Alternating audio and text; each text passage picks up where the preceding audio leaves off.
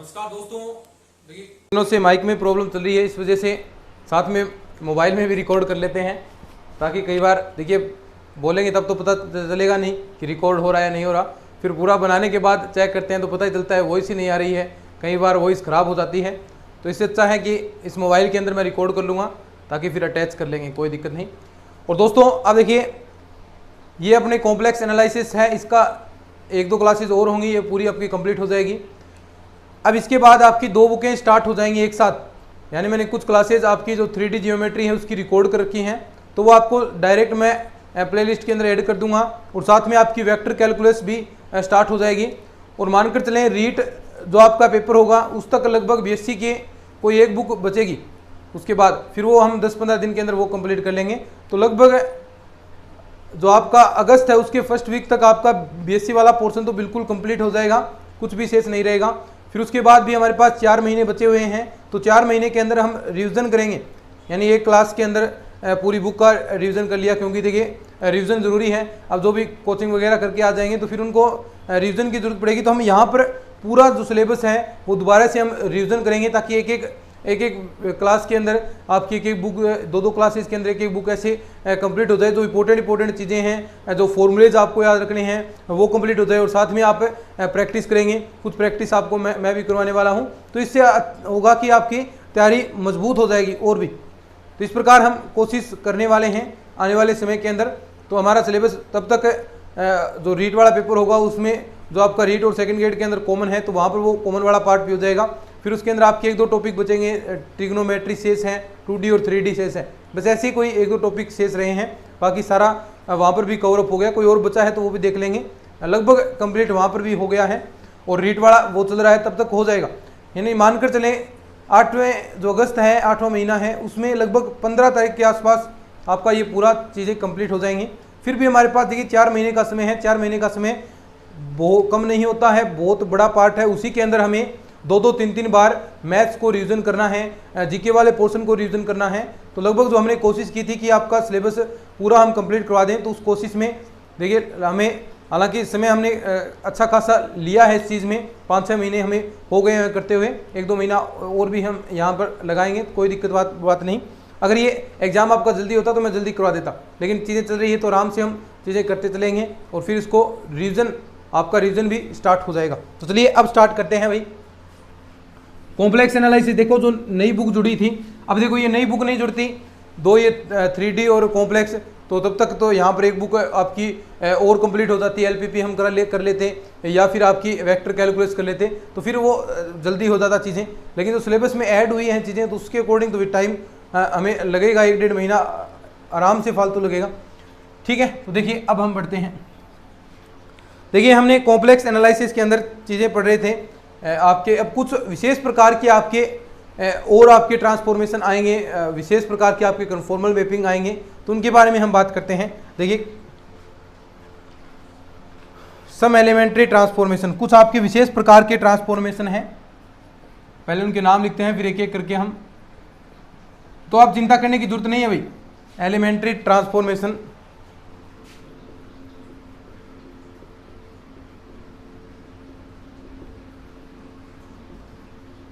अब जो कई शुरुआत में दोस्तों ने ऐप ले लिए थे, क्योंकि हमने 5-6 क्लास डाली थी उस वक्त, उन्हें मैंने कहा था कि भाई मैं पूरा सिलेबस करवाऊंगा, तो किसी को बिलीव ही नहीं हुआ कि सेकंड ग्रेड का कोई यहाँ पर पूरा कोर्स करवा सकता है क्या। अब वही दोस्त दोबारा वीडियोस देख रहे हैं, बोले सर का हम यहाँ पर देख रहे हैं ऐप भी हमने ले लिया था, इससे अच्छा हम ऐप नहीं लेते। तो ये तो देखिए मैंने कहा था आपको विश्वास करना पड़ेगा मुझ पर, पूरा सिलेबस मैं करवाऊंगा और एक बेहतरीन तरीके से हमने किया भी है, चीज़ें अच्छे तरीके से की हैं। और वीडियो लगभग देख सकते हैं आप मेरे चैनल पर जाकर कितनी मैंने प्लेलिस्ट के अंदर ऐड कर रखी हैं, यानी लगभग मान कर चलें तो भाई 350 क्लासेस आराम से आपकी हो गई। हालांकि क्लासेस हमारी टाइमिंग 30-30, 35-35 मिनट की है, तो कोई अब से स्टार्ट करे तो भी वो आराम से इन चीज़ों को देख सकता है 2-2.5 महीने के अंदर। तो ये चीज़ें आप अगर 5-5, 6-6 क्लासेज एक दिन के अंदर देखते हैं तो ये आराम से आप देख सकते हैं 5 क्लास, क्योंकि 3 घंटे की क्लास देखना कोई बड़ी बात नहीं है एक दिन के अंदर, तो 6-7 क्लास एक दिन के अंदर आराम से देखी जाती हैं। इसीलिए हमने ये टाइमिंग रखी थी ताकि कोई भी व्यक्ति है वो एक दिन के अंदर 5-5, 4-4 क्लासेस दोबारा स्टार्ट करें तो वो देख सकता है आराम से। और छोटी क्लासेज होती है तो उससे आपको बोरियत भी नहीं होती। तो इसी वजह से हमने ये छोटी क्लासेस रखी थी और उसी चीज़ें से हम चल रहे थे। और मैंने कहा था कि अगर ज़रूरत पड़ी तो मैं आपके लिए 1-1 घंटे क्लास डालूंगा, लेकिन हमें ज़रूरत ही नहीं पड़ी। क्यों? क्योंकि देखिए आपको अच्छा खासा टाइम मिल गया, तो ये हमने कोशिश की। देखिए चलिए बातें वगैरह होती रहेंगी। सम एलिमेंट्री ट्रांसफॉर्मेशन, कुछ विशेष प्रकार के आपके रूपांतरण हैं, कुछ प्रारंभिक रूपांतरण 1-2 हम करेंगे। प्रारंभिक रूपांतरण 1-2 क्लास के अंदर ये पूरा हम कंप्लीट कर लेंगे आराम से, बिल्कुल स्लो हम चीज़ें कर रहे हैं। बस आपको देखिए और कुछ नहीं करना, प्रैक्टिस पर फोकस रखना है। तो देखिए इसके अंदर आपके 4-5 प्रकार के आएंगे, सभी के बारे में हम पढ़ेंगे। नंबर 1 पर आता है, नंबर 2 पर आएगा, नंबर 3 पर आएगा आपका, और नंबर 4 पर आएगा। तो नंबर 1 पर आपका आता है ट्रांसलेशन, स्थानांतरण। ट्रांसलेशन इंग्लिश के अंदर कहेंगे, हिंदी के अंदर कहेंगे स्थानांतरण, ठीक है।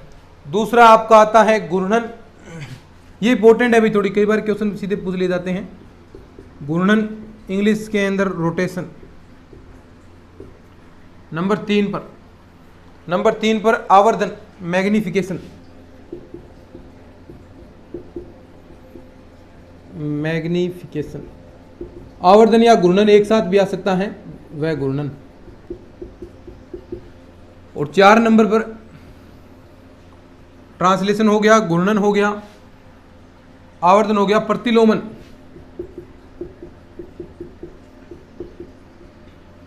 इन्वर्सन।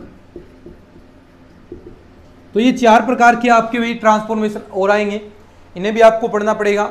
एक आपका है ट्रांसलेशन, स्थानांतरण, घूर्णन, आवर्धन व घूर्णन। 1 मिनट भी वॉइस देख लेता हूँ, रिकॉर्ड हो रही है नहीं, वरना कहीं बाद में पता चले वॉइस ही नहीं आ रही है।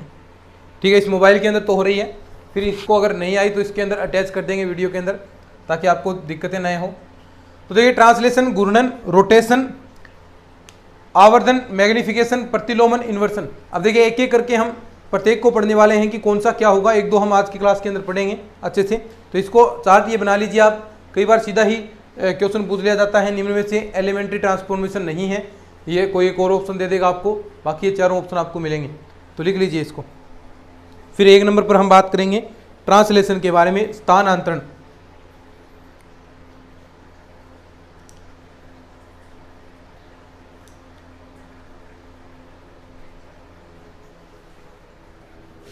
अब देखिए नंबर 1 पर हम पढ़ने वाले हैं ट्रांसलेशन, स्थानांतरण। ट्रांसलेशन, स्थानांतरण नंबर 1। ट्रांसलेशन हिंदी के अंदर स्थानांतरण हम कहेंगे। बिल्कुल सरल है भाई।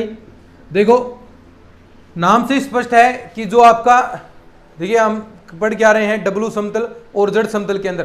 तो डब्लू समतल और जेड समतल के अंदर हम पढ़ेंगे कि कहाँ पर आपका क्या चीज़ें बनेगी। अगर जेड समतल के अंदर वो आपका अल्फा कम बढ़ता है तो जेड डब्लू समतल के अंदर वो अल्फा प्लस हो जाएगा, यानी इस प्रकार ये होगा डब्लू बराबर जेड प्लस अल्फा। इस रूप का कोई भी आपको फंक्शन मिलेगा या इस रूप का कोई भी आपको स्थानांतरण मिलेगा तो उसके अंदर आप कहेंगे जेड प्लस अल्फा। तो ये अल्फा की दिशा में स्थानांतरित हो जाएगा डब्लू समतल के अंदर। और कितना, अल्फा का मापांक लेना है क्योंकि दूरी हमेशा पॉजिटिव होती है, अल्फा दूरी प्लस हो जाएगी इसके अंदर, यानी उससे स्थानांतरित हो जाएगा। अगर ये वहाँ जेड, अगर अल्फा दूरी कम बन रहा है तो ये अल्फा प्लस बन जाएगा। मान लीजिए जेड आपका यहाँ पर इस प्रकार कोई शेप बन रही है, तो देखिए डब्लू समतल के अंदर क्या होगा, ध्यान से सुनिए, डब्लू समतल के अंदर ये अल्फा प्लस हो जाएगा। मान लीजिए ये अल्फा है तो ये यहाँ पर बन जाएगा कुछ इस प्रकार, यानी अल्फा दूरी प्लस हो जाएगा, अल्फा दूरी स्थानांतरित हो जाएगा, ट्रांसलेशन हो जाएगी अल्फा दूरी। तो यही आपका डब्लू बराबर जेड प्लस अल्फा है। थोड़ी थ्योरी लिख सकते हैं आप, जहां अल्फा सम्मिश्र अचर होगा, थोड़ी सी थ्योरी आपको लिखनी है इसके अंदर, फिर क्वेश्चन करेंगे इसका। ये जहां अल्फा क्या है, सम्मिश्र अचर है भाई, अल्फा सम्मिश्र अचर है, अल्फा क्या है, सम्मिश्र अचर है। तो इस रूपांतरण के अंतर्गत क्या लिखेंगे, इस रूपांतरण के अंतर्गत लिख लेना साथ साथ में, के अंतर्गत, इस रूपांतरण के अंतर्गत जेड समतल का क्षेत्र, जेड समतल का क्षेत्र डब्लू समतल, जड़ समतल का क्षेत्र और डब्लू समतल में अल्फा सदिश, समतल में अल्फा जो आपका सदिश आप ले रहे हैं अल्फा, ये जो सदिश है आपका सदिश अल्फा, ये इसकी दिशा में सदिश अल्फा की दिशा में कितनी दूरी अल्फा का परिमाण आएगा द्वि, ये मैंने पहले भी आपको बताया था, दूरी पर स्थानांतरित हो जाता है, दूरी पर स्थानांतरित हो जाता है, बिल्कुल सरल है भाई, स्थानांतरित हो जाता है। मैंने आपको बता दिया कि इस प्रकार का कोई रूपांतरण मिलेगा तो वहां पर आपको स्पष्ट दिख जाएगा कि ये अल्फा दूरी पर स्थानांतरित हो जाएगा, ठीक है। यानी जो जड़ समतल के अंदर अलग बनेगा और डब्लू समतल के अंदर अल्फा का परिमाण यानी दूरी हमेशा पॉजिटिव होगी, तो इसका परिमाण है वो स्थानांतरित हो जाएगा, ठीक है, उस दिशा में। तो ये आपको लिखना है। और ये दोनों की आकृति साइज सब कुछ सेम रहेगा, बस ये स्थानांतरित हो जाएगा वहां पर। तो ये लाइन भी लिख सकते हैं कि दोनों का आकृति साइज, दोनों का आकृति साइज, ये क्या रहेंगे, आकृति साइज और जो विन्यास है समान रहेगा तथा अभिविन्यास समान रहता है। तो इसके अंदर आपको कोई चिंता करने की जरूरत नहीं, बस ये आपका ट्रांसलेशन होगा, स्थानांतरण होगा। अब एक क्वेश्चन करते हैं और फिर उस क्वेश्चन से देखते हैं कि क्या वास्तव में ऐसा होगा, कैसे बनेगा। तो लिख लिया होगा, बिल्कुल अच्छे से इन चीज़ों को लिख लो, काम की चीज़ें हैं वही है। क्वेश्चन यहाँ से पूछे जाते हैं कई बार। क्वेश्चन देखो, क्वेश्चन लिखते हैं।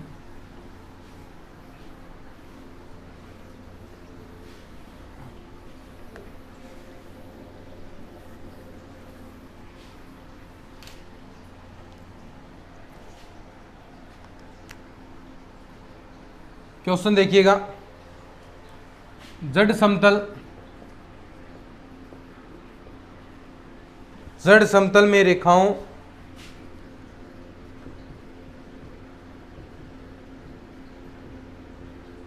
x बराबर 0, y बराबर 0, x बराबर 1 और x बराबर 2, ठीक है, y बराबर 2, x तो यहाँ पर आ गया, y बराबर 2 से परिसीमित आयतीय क्षेत्र का परिसीमित आयतीय क्षेत्र का रूपांतरण W बराबर Z plus 2 minus iota plus का 2 माइनस आयोटा के अंतर्गत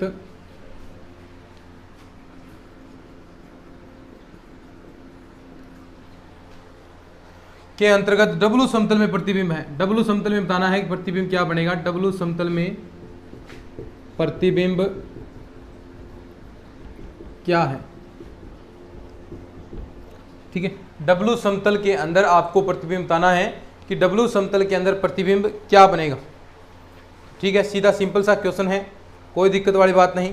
तो सबसे पहले क्या काम करना है आपको, देखिए ये देर का है, तो सबसे पहले W को U प्लस आयोटा V के रूप में लिख सकते हैं। तो वहां से उसकी तुलना करेंगे, क्योंकि W समतल के अंदर U और V के अंदर आपका रिलेशन बनेगा और Z समतल के अंदर X और Y के अंदर बनेगा। तो वहां पर दोनों आपको ये चित्र बनाने हैं, दोनों आपको बनाने हैं। कौन सा, फिर देखना है कितना स्थानांतरित हुआ है। तो देखिए W बराबर क्या होता है आप जानते हैं, चूंकि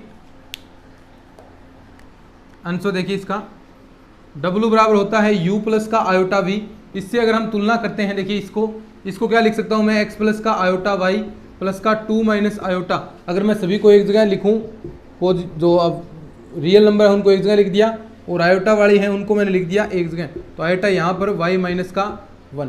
अगर इससे तुलना करते हैं, देखिए u और v के मान निकालते हैं, तो यहाँ से आप तुलना करेंगे तो u और v के मान देखिए क्या आ गया आपके पास, u का मान तो आ गया, तुलना करेंगे तो x प्लस का 2 और v का मान आ गया आपके पास y माइनस का 1। u बराबर x प्लस 2 और v बराबर आ गया y माइनस का 1। तो सिंपल सी बात है। अब वही आपके पास जो तरीका है, पहले ग्राफ में दर्शाएंगे। कोई भी आप पॉइंट जो दे रखे हैं यहाँ पर ये पॉइंट आप रखेंगे और ग्राफ देखेंगे कहाँ पर बन रहा है। तो सबसे पहले अगर मैं जड़ समतल की बात करूँ तो पहले मैं जड़ समतल के अंदर दर्शाता हूँ कि कहाँ पर क्या बनेगा। जो बिंदु दे रखे हैं उसी हिसाब से हम, ये x हो गया, ये आपका y हो गया। जो बिंदु दे रखे हैं तो सबसे पहले देखिए आपको दे रखा है x बराबर 0, तो x बराबर 0 तो आपकी ये लाइन होगी, क्योंकि इस लाइन पर आपका x बराबर 0 है, लिख सकते हैं। दूसरा है y बराबर 0, तो y बराबर 0 पर ये लाइन होगी आपकी, ठीक है, कोई दिक्कत वाली बात नहीं। x बराबर 1, x बराबर 1 यहाँ पर मान लीजिए, तो ये रहा आपका x बराबर 1, ये ऐसे जाएगा।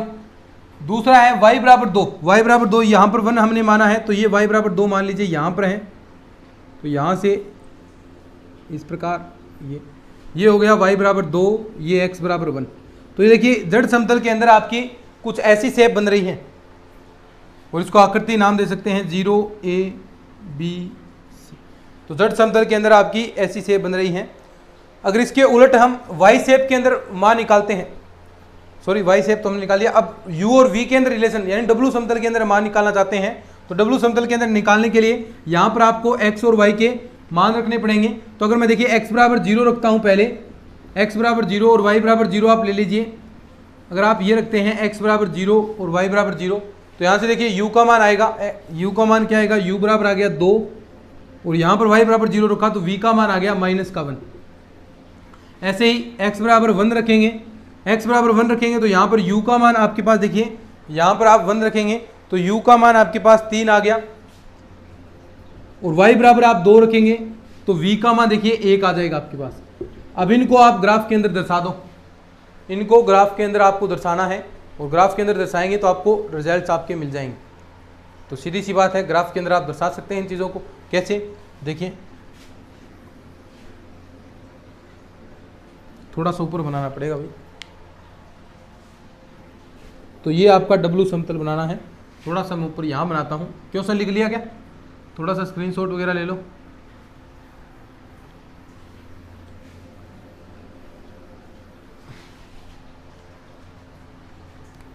तो देखो यहाँ पर इस प्रकार आपका ग्राफ बनेगा।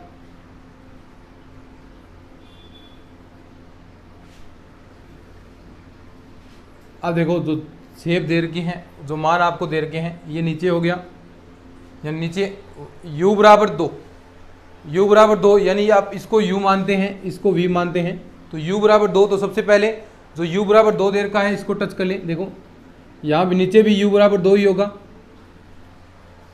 v बराबर -1, और कहाँ तक जाएगा v का, देखिए नीचे भी आपका -1 होगा, v बराबर -1।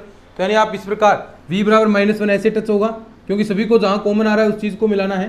तो v बराबर -1, यहाँ पर देखिए ये v बराबर -1 आपने मान लिया, क्योंकि ये ऊपर पॉजिटिव होगा नीचे नेगेटिव होगा, तो ये v बराबर -1 हो गया। आगे क्या है, u बराबर 3, तो u बराबर 3 मान लीजिए यहाँ पर है कुछ आपका, ठीक है, और v बराबर 1, तो v बराबर 1 आपका यहाँ पर है। तो ऐसे मिला दो सभी को, तो ये क्या बन गया देखो, और आप देख सकते हैं ये यहाँ पर था, और ये आपका अल्फा है वो स्थानांतरित हो गया, अल्फा का परिमाण। तो इसका आप परिमाण भी देखिए निकाल सकते हैं, जो आपके पास था 2 + 2 - आयोटा का, और आप देखेंगे तो 2 ही यहाँ पर परिमाण आएगा इसका। तो परिमाण आया उस हिसाब से ही आपका ये आगे खिसक गया। तो ऐसे जितना परिमाण आता है उस हिसाब से ही आगे ये स्थानांतरित होता है, और वही यहाँ पर हुआ है। देखिए ये इतना ही अल्फा जो आपका था उतना ही इसका परिमाण, अल्फा का परिमाण ही यहाँ पर स्थानांतरित हुआ है। तो ये W बराबर याद रखना है, W बराबर Z प्लस अल्फा हो, W बराबर Z प्लस अल्फा हो, तो क्या होगा, ये आपका अल्फा का परिमाण स्थानांतरित हो जाता है, Z समतल के अंदर बनेगा उससे, ठीक है। तो ये आपका है भाई। देखिए मैं एक बार चेक करूँगा भाई कि वॉइस सही रिकॉर्ड हुई है नहीं हुई, अगर सही हुई है तो कोई बात नहीं। तो चलिए आज इतना ही हम पढ़ने वाले हैं, क्योंकि देखो वॉइस रिकॉर्ड नहीं हो पाएगी तो फिर फ़ायदा क्या है बोलने का। तो मैं देखूंगा, बाकी ये कल आपको ये सारे बचे हुए हैं वो सारे कल हम कर लेंगे अच्छे से, और फिर नई बुक हम स्टार्ट कर देंगे। 2 बुकें स्टार्ट हो जाएंगी आपकी आगे आने वाले दिनों में, 3D और साथ में आपके जो वेक्टर हैं, तो दोनों साथ साथ में चलेंगी चीज़ें। तो वो 3D वाले तो मेरे पास रिकॉर्डेड हैं, कुछ 1-2 क्लासेज नहीं बनानी है, नोट्स आपको सेकंड ग्रेड के हिसाब से मिल जाएंगे। कुछ क्लासेज मेरे पास पहले से रिकॉर्ड की गई हैं, स्पेयर आपका कंप्लीट है वहाँ पर, तो वो आपको मैं शेयर कर दूंगा, यानी वो जो प्लेलिस्ट है उसके अंदर ऐड कर दूंगा चीज़ें, तो आप आराम से क्लासेस देख लेना। तो चलिए आज की इस लेक्चर के अंदर इतना ही। अगर ये अच्छा लगा है तो इसको शेयर जरूर कर देना, चैनल को भी सब्सक्राइब कर लेना। मिलते हैं नेक्स्ट क्लास में, तब तक के लिए धन्यवाद। जय हिंद, जय भारत।